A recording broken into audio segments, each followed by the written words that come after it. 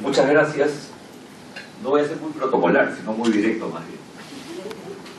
Bueno, en primer lugar, señora embajadora, señor gerente de SUNAS, muchas gracias por compartir esta mesa y amigos y amigas. Y permítanme empezar haciendo una pequeña referencia a lo que señaló la señora embajadora. Creo que los sistemas de retribución por servicios hídricos, servicios ecosistémicos, en especial los hídricos, que es lo que nos reúne, encuentra en el Perú de hoy una gran oportunidad, porque como señaló la embajadora, no solo contamos con una nueva política de Estado alrededor del tema de los recursos hídricos, que además recomiendo leerla y revisarla, sino que pronto desde el Poder Ejecutivo se presentará la propuesta para convertir el acceso al agua como un derecho fundamental de la persona. Y creo que eso es un marco ideal o un marco adecuado para desarrollar este tipo de instrumentos. Eso coincido con la embajadora que este es el momento, esta es la oportunidad que debemos aprovechar. Cuando dije, en son de broma, que no voy a ser protocolar sino directo, es porque yo quiero hacerles una invocación. Me gusta que esto se llame una clínica, porque las clínicas tienen a dos actores. Tienen aquel que pretende ser curado y aquel que puede curar. Y en realidad acá todos jugamos un doble rol. Las clínicas son el espacio en donde llegamos y a partir de un diagnóstico alguien nos ayuda a salir absolutamente sanos o medianamente sanos, a poder continuar con nuestras actividades diarias, a poder continuar a partir de una buena base de salud con nuestras metas y nuestros objetivos. Y creo que por eso le han puesto a este taller o a este espacio una clínica, porque yo creo que estamos en el momento en donde rápidamente tenemos que ver cuándo avanzamos, rápidamente tenemos que ver qué corregimos y rápidamente tenemos que seguir caminando para cumplir nuestros objetivos. Y yo espero que en estos días de esta clínica, de este espacio, realmente puedan cumplir con ello. Y entonces permítanme hacer unas breves reflexiones respecto a la experiencia que ya viene existiendo en relación al tema de los mecanismos de retribución de servicios hídricos, ecosistémicos, en especial los hídricos. Y estas reflexiones, algunas probablemente suenen un poco risibles, pero son importantes, de verdad que son importantes. La primera que quiero plantearles es: tengan cuidado con los abogados. Los abogados se enredan y complican. Traten de cumplir, soy abogado, traten de cumplir las metas, cumpliendo con la ley, pero siendo lo suficientemente flexible para que el mecanismo opere. Y acá quiero recuperar algo que con ocasión de la COP de Hyderabad de Diversidad Biológica me invitó el Banco Mundial a un evento paralelo sobre el tema de movilización de recursos. Planteé sobre el tema de los fondos. Me pidieron que haga como un resumen de 3 presentaciones, una era de Fundido de Brasil, otra de Liberia, no recuerdo, y uno tercero sobre experiencia del FONAG, el Fondo del Agua de Quito, y otros. Eran 3 o 4 sesiones. Y mi resumen fue: en este tema de fondos del agua o mecanismos para retribuir servicios ecosistémicos, hay una primera gran pregunta, es cómo estructura.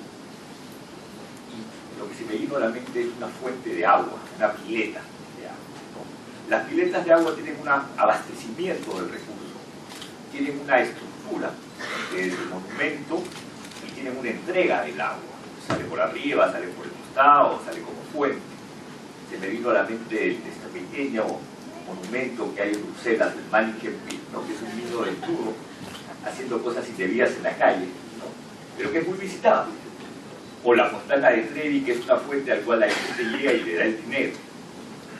¿Y por qué planteé el tema de la fuente del agua como un símil que creo que es importante para este ejemplo, para los fondos del agua? Porque ustedes se van a encontrar con distintas situaciones. Una situación en donde, por ejemplo, puede ser, y es lo que ocurre en Quito, que su fuente, o sea, el abastecimiento es un abastecimiento permanente y garantizado. Porque Quito ha logrado que en la tarifa del agua se incorpore un porcentaje que se destine al fondo del agua. En consecuencia, si yo tengo esto, el fideicomiso parece ser el mecanismo ideal, porque en realidad, como tengo una fuente permanente, esta fuente permanente se va alimentando y el fideicomiso me da un rendimiento que me permite hacer la entrega, ¿no? El delivery, como dicen en inglés, ¿no? La entrega al beneficiario, que va a ser mi segundo comentario. Pero no todos atraviesen la misma realidad.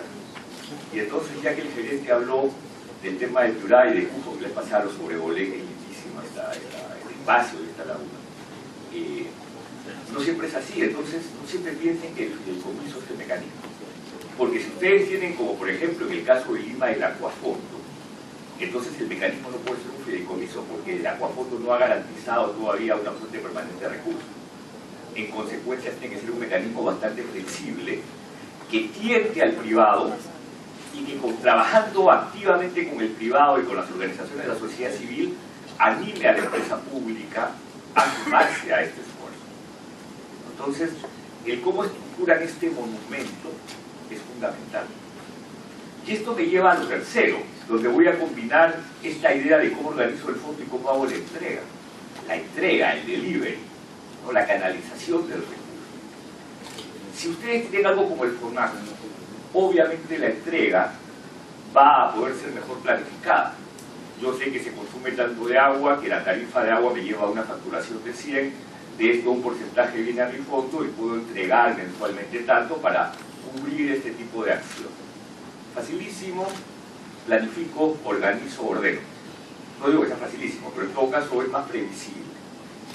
Pero cuando ustedes tienen organismos que tienen todavía pocos recursos, que están siendo incubados, que es la idea también de esta iniciativa de las organizaciones, con el apoyo del gobierno de la Confederación Suiza, el Estado, se tienen proyectos incubándose, entonces el delivery se convierte como que un elemento central. ¿Dónde pongo los recursos para hacer que la rueda gire? Yo espero que puedan discutir ese tipo de cosas.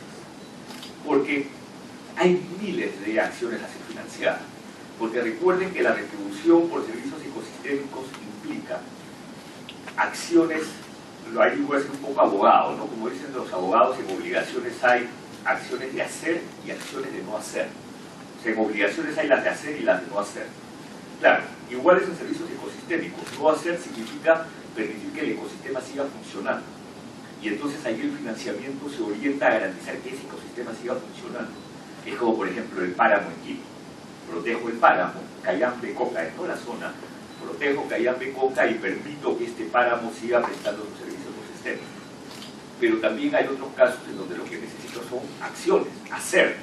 Y ahí, por ejemplo, manejo adecuado de infraestructuras de riego, planes de reforestación y cosecha de agua, acciones de infiltración, etc. Y yo les recomiendo a todos los que trabajen en estos fondos que tengan muy claramente identificadas estas acciones, porque si no uno se pierde rápidamente. Y uno recibe rápidamente demandas de distinta naturaleza y uno no puede lamentablemente atender todas a la vez. Y entonces que tengan siempre presente que esa acción tiene que ser una acción que cumple el objetivo, uno, pero que genere dinamismo, que convenza, que haga ver que esa buena práctica está siendo recompensada, que esa buena práctica es la que va a continuar siendo apoyada y que en consecuencia haya más que se sumen a manejar estas buenas prácticas, a manejar estas formas de hacer las cosas. Porque si no van a perder rápidamente el dinero y no van a tener el efecto o el impacto que un fondo de esta naturaleza debe tener en un inicio. Y además no van a poder convencer, por ejemplo, a las empresas prestadoras de servicios de saneamiento, donde también hay un problema. Y partamos de una realidad, con disculpa del señor Rojas, pero estoy seguro que no me dejará mentir. En el caso peruano, la mayoría de las EPS están quebradas. Lo que hace más difícil la tarea, ¿no? Porque en realidad creo que la única que se maneja más o menos en equilibrio es Sedapal. Y el resto, aun cuando tienen estos planes maestros optimizados, no han logrado establecer un manejo operativo de tal manera que tengan sus cifras en azul. Y miren ustedes qué difícil es trabajar cuando la EPS está en una situación en donde tiene las cifras en rojo. Entonces uno tiene que ser consciente de ello también. Porque obviamente estas cifras en rojo implica que la tarifa no está permitiendo siquiera cubrir el costo de la provisión del servicio. En consecuencia resulta muy difícil que ellos acepten que a esa tarifa le voy a agregar un porcentaje más destinado a algo que en las EPS también es bien poco entendido. Pensar que el pago por servicios ecosistémicos es un mantenimiento de infraestructura, de abastecimiento de agua, no lo entienden. Por eso digo, eviten a los abogados. Cuando en Acuafondo Sedapal se renegaba a, originalmente, yo creo que ahora ya cambió su mentalidad, pero se negaba a participar, lo hacía bajo esos argumentos. No, esto no es infraestructura, no, esto es un dinero que como va a un fondo, entonces FONAFE no me permite porque no tengo un control directo sobre los recursos, no por X, Y y Z.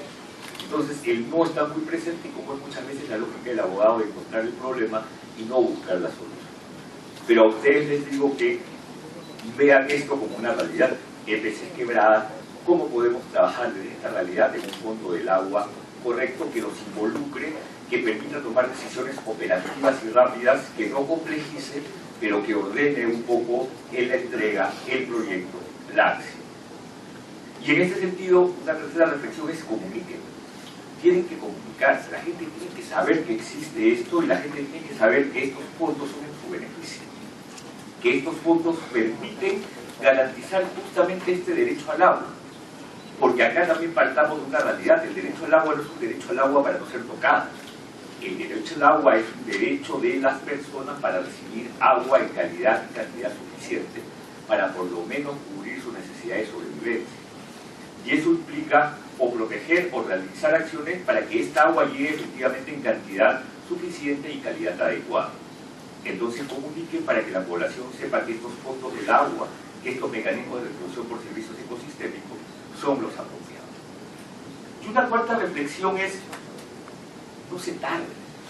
Yo creo que estamos siendo demasiado lentos, y por eso la invocación, por eso dije que no voy a ser muy protocolar. Porque cuando uno tarda, el instrumento se desnaturaliza. Y cuando el instrumento se desnaturaliza, la forma o el mecanismo, puedo utilizar una palabra que es horrible, pero se malea, se pierde. ¿Qué es lo que ocurre con los bosques? Cuando uno se demora, y esto también es responsabilidad del Estado, yo estoy persiguiendo continuamente que solucionemos los temas alrededor del REC hasta donde se pueda, porque obviamente hay un conjunto de temas que todavía siguen en la discusión internacional.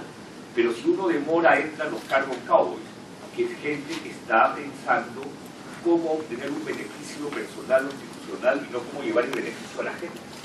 Entonces es igual en el fondo del agua. No tarden y no dejen de tener en cuenta que el beneficio es para la gente, no para la institución.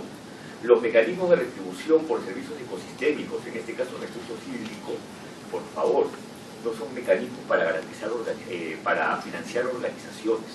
Eso no es, aunque muchos supongan que sí, no, esto no es un mecanismo para ver cómo mejoro mi presupuesto y cómo lo pongo en azul. Son mecanismos para hacer que el beneficio llegue a la gente, para hacer que en este caso el agua se garantice el derecho al agua. Mientras más tarda, el documento pierde fuerza, pierde empuje y la gente le pierde rápidamente confianza. Porque claro, hay muchos mecanismos, muchas ideas dando vueltas y la gente empieza a pensar, bueno, es una organización más que pasó por acá, me ofreció todo y no cumplió nada, o cumplió muy parcialmente. Entonces yo espero que en esta clínica se pueda lograr eso. Ya dan lo atractivo y acá noté, miren ustedes qué bien está funcionando lo de las áreas de conservación privada, en el sentido de por lo menos tener un conjunto de personas que son capaces de establecerse una carga en su tierra, porque entienden que la creación del ACP les genera un beneficio, que no es literario, les genera un beneficio de manejo, les genera un beneficio ecosistémico, les genera un beneficio de paisaje, que les permite hacer turismo o ecoturismo, y entonces la gente empieza a hacer turismo vivencial en sus propiedades, en función de la creación de un ACP, que además implica un reconocimiento desde el Estado, y eso es porque ahí hay algún elemento que lo hizo atractivo. Igual tiene que ser en los fondos del agua y en los mecanismos de retribución por servicios ecosistémicos. Entonces, dicho eso, les deseo mucho éxito en esta discusión. Yo conozco a muchos, acá casi a la mayoría. Los animo a que me busquen. Yo sé que la agenda de un ministro es ocupada, pero nunca dejo de tener el tiempo para darles un espacio a todos aquellos que quieran conversar. Marila me hablaba del tema de chachapoyas, con todo gusto conversemos para ver qué abogado está dificultando las cosas, para ver cómo se puede liberar Ignacio de Acuafondo. Entonces hay un conjunto de acciones, pero no olviden esos principios. Dejen las cosas claras, establezcan las metas, escríbanlas, sepan que quieren apoyar, hagan que la rueda gire, comuniquen adecuadamente. Ya Acuafondo debería ser mucho más conocido, Acuafondo debería ser como el emblema, ¿no? Entonces, háganlo pronto, porque si no la gente en el mundo va a decir, oye, pero este fondo no se creó hace 3 años, ¿no? Entonces, 3 años para esto, entonces vayan haciendo girar la rueda, utilicen el mercadeo, ¿no? Utilicen los mecanismos de comunicación, los mecanismos de convencimiento, siempre todo tiene que mercadearse. Los gustos no, o sea, es un término que a muchos les gusta, pero todo tiene que ser asociado, todo tiene que ser empatizado de manera que no solo llegue el beneficio, sino que el beneficio sea percibido como algo que realmente me permite mejorar mis condiciones, mejorar mi calidad de vida. Entonces les agradezco que estén acá en esta clínica, los animo a que realmente se sometan a la clínica. No sé quién se va a poner el mandil blanco, pero me imagino que todos están entre el mandil blanco y el mandil del cual va a ser jurado, porque todos tenemos mucho que aprender y mucho que dar, y que salgan con lecciones claras que muevan las cosas un poco más fácil. Desde el Ministerio tienen todo el apoyo. Cuando se pensó en este tema de la incubadora, dijimos que en el Ministerio se puede instalar una incubadora y en el Ministerio debe haber una asistencia técnica que haga que la rueda gire más rápido. Y también eso probablemente tiene que ser mejorado, ¿verdad? Un equipo más grande, más sólido, que esté haciendo que la gente llegue y su pedido sea atendido y encuentre una solución o encuentre una respuesta. Entonces, mucho éxito, muchas gracias embajadora, muchas gracias señor gerente y les deseo lo mejor en esta clínica. Gracias.